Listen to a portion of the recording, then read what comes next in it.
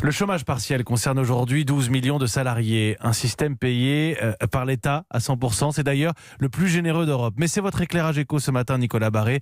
Le gouvernement veut le corriger. Oui, parce que d'abord ce système coûte très cher, 50 milliards d'euros à la charge de l'État, là où l'Allemagne par exemple n'a mobilisé que 10 milliards. Et puis d'autre part, comme l'État couvre à 100% le chômage partiel, on se rend compte que certaines entreprises sont incitées à réduire leur production ou à fermer certaines unités ou encore à retarder la reprise de l'activité, ce qui pourrait expliquer pourquoi la production française a beaucoup plus chuté que dans les pays voisins. C'est frappant par rapport à l'Italie. L'épidémie y a été plus violente, mais la production a moins baissé. Or, le chômage partiel en Italie est nettement moins généreux. Il est plafonné à 1 200 € par salarié. Contre 84% du salaire net chez nous, c'est ce qui va être revu ?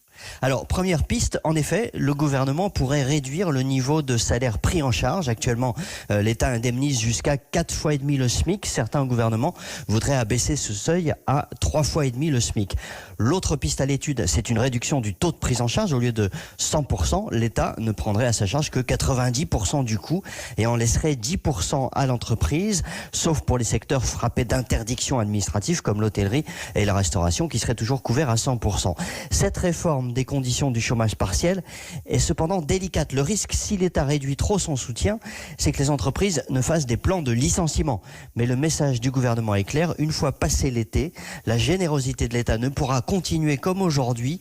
Nous n'en avons tout simplement pas les moyens. Nicolas Barré, directeur de la rédaction des Échos, tous les matins dans le journal de 7h d'Europe 1.